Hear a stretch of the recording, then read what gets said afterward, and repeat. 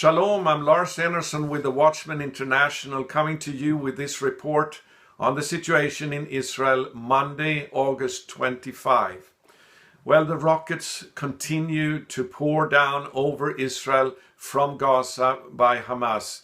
And in the first 5 days alone, that since Hamas broke the latest ceasefire agreement, they fired 570 rockets into Israel. Yesterday, 130 fell within 24 hours. And the situation is becoming very critical now. A 4-year-old child was killed by mortar fire from Gaza on Friday. A synagogue in Ashdod was hit by a rocket. Nobody was killed, but several people were critically injured. Reports are coming in from several places around the country where people are wounded and some of them critically injured by the increasing rocket fire from Hamas. Gilad Erdan, who is one of the members of the security cabinet in Israel, said yesterday that a new ground operation into Gaza is now closer than ever. And Israel has mobilized 10,000 more troops, reservists being called up ready to go into Gaza now. But no order has been given yet. And everybody is waiting to see what is going to happen. Yesterday, a British military expert reported on the situation, saying that it is obvious that the government of Israel has decided to not win in Gaza against Hamas. And he continued to say that modern warfare today is not geared towards a prolonged conflict. It needs to be finished within a short time and not be dragged out. And he said it's becoming a real serious problem for Israel. And so this is a problem. We know that from the very beginning of Operation Protective Edge, Prime Minister Netanyahu said that quiet will be met by quiet. In other words, we're not out to defeat Hamas. We're out to establish quiet. If Hamas stops firing rockets, we will stop attacking Gaza. Well, that has not worked. It's over 45 days later, and the rockets continue to pour down over Israel. Hamas is not a regular military organization, or it's not a regular government governing Gaza either. Hamas is a suicide terrorist organization with an agenda to wipe Israel off the map. And not only that, but to establish the Islamic Caliphate first in the Middle East and then over the entire world. They have no regards for civilian casualties in Gaza or in Israel.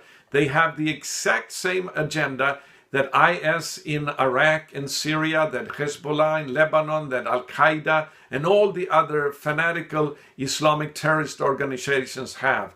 So they will not care about casualties in Gaza or being hit hard by Israel, as the defense minister Moshe Yaalon is saying now that Israel will do. The only thing that will stop Hamas will be to defeat them.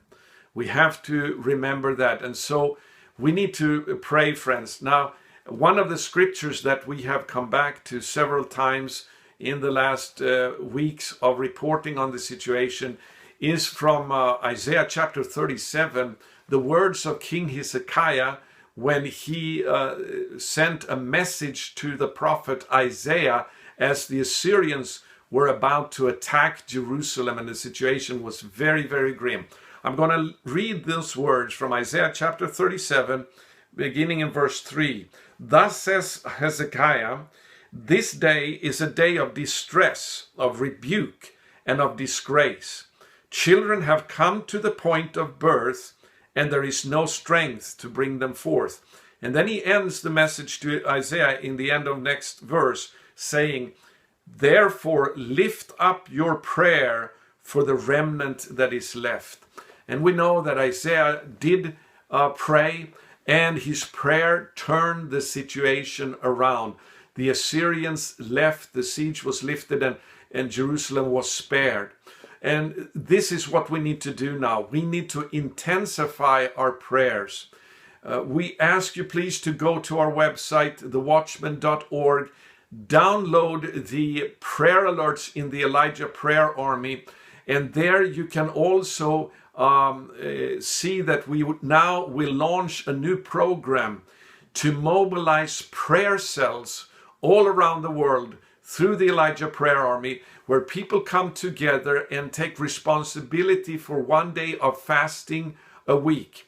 And in that way, we're going to unite together as prayer groups, prayer cells, and I'm going to give specific reports to all of those prayer cells, how to pray beyond these prayer updates and until we see victory. This is a serious moment for Israel, and we need to stand in the gap. So go to our website, thewatchman.org, subscribe to the prayer alerts in the Elijah Prayer Army.